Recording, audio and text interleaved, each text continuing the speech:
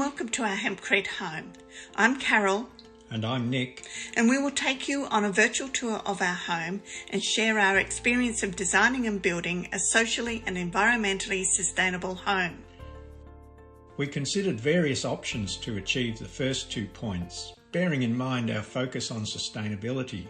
Overall, our aim was to minimise our environmental impact and to build a sustainable, energy-efficient home for ourselves and for our daughter, which would allow us to live in our home for many years. These considerations led us to decide on a single-storey duplex. We had been living in Kirrawee for more than 30 years and enjoyed the amenities that it provides. After looking at alternatives, we decided to do a knockdown rebuild. However, we were very conscious that we needed to minimise our environmental impact in this process. We chose to build a Hempcrete home for its thermal and acoustic insulation and its sequestration of carbon. We focused on minimising construction waste and CO2 emissions during the build. We also wanted a home that minimised its ongoing impact on the environment. The total site is 1,072 square metres on a fairly flat site. In order to achieve the stepless build that we wanted for accessibility, we built a retaining wall of just under 1 metre high, which has turned out to be a real feature of the home. More on that later. The homes are effectively mirror images. Each has an internal area of 153 square metres with 3 bedrooms, 2 bathrooms, a laundry with external access, and an open-plan living, dining and kitchen area. I especially love the way our home snuggles down into the landscape. We will now briefly discuss 5 sustainability qualities that we used in our design and build. Central to our design was the north-facing backyard, which allowed us to use design techniques to maximise passive heating and cooling. Our living areas are sited to the rear of the homes, maximising our privacy. We have extended eaves that prevent midday sun from entering the living area between the spring and autumn solstices. We use an external retractable awning to cut out afternoon summer sun. We have a north-south running hallway which allows us to use prevailing summer breezes to cool the home. In winter, sun enters the living areas from morning to late afternoon, heating the tiles on concrete, which warms the whole house. However, the hallway can be closed off using cavity sliding doors to create different living and sleeping zones if we wish. We live in a beautiful area and we want to live in this house for as long as we can.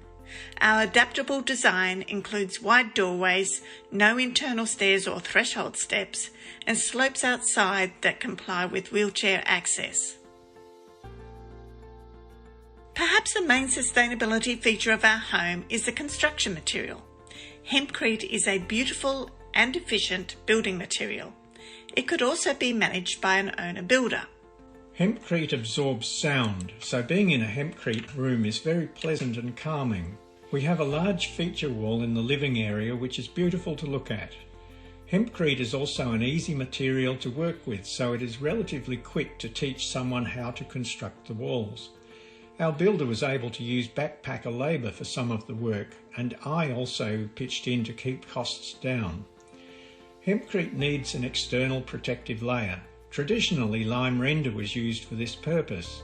However, this requires painting, both initially and at regular intervals. We were after a low-maintenance home, and our builder, Nick Soden, suggested Colorbond. Colorbond has good sustainability credentials as it is long-lasting, requires little maintenance and is relatively affordable. This choice extended to the roofing material, where we used a structural insulated panel system. This allowed us to avoid all roof penetrations for good energy efficiency. It also allowed us to have raked ceilings, which adds to the ambience of the internal areas and to the practicality of the laundry, which you'll see on the next slide. We use recycled bricks both as a fire separating wall and a feature to the front of the homes, which is shown in more detail later. Consideration of the energy-water nexus was important in our design. Of course, the more hot water used, the more energy is needed to create the hot water. Apart from using water-efficient fittings, even allowing for a little luxury afforded by the rain shower head for washing my hair, We are also very conscious of how we use the water. The heart of our energy-water nexus is our laundry. The heat pump hot water system is very energy efficient and it runs during the day when we have peak solar energy production. We decided to install the tank inside the laundry for 2 reasons. First, we wanted wheelchair access along the central alleyway between the 2 buildings, through the garage to the front of the house. Second, the waste heat from the tank is used to dry clothes on our internal clothes line, which takes advantage of the raked ceiling in our laundry. The solid door between the laundry and the hallway prevents heat from the laundry escaping into the rest of the house. Finally, the double-glazed external door allows light in, so we rarely need to use the LED strip light in the laundry. Our gabion retaining walls are a real feature. We made these ourselves with a little help from our friends, including a curved wall around our mature jacaranda tree. Every day we look out of our living area sliding glass doors to the beautiful exposed rocks. This is very satisfying for us and also very relaxing to look at now that we've done all the hard work. In the backyard we grow veggies on both sides. In the front yards we have low water usage native gardens.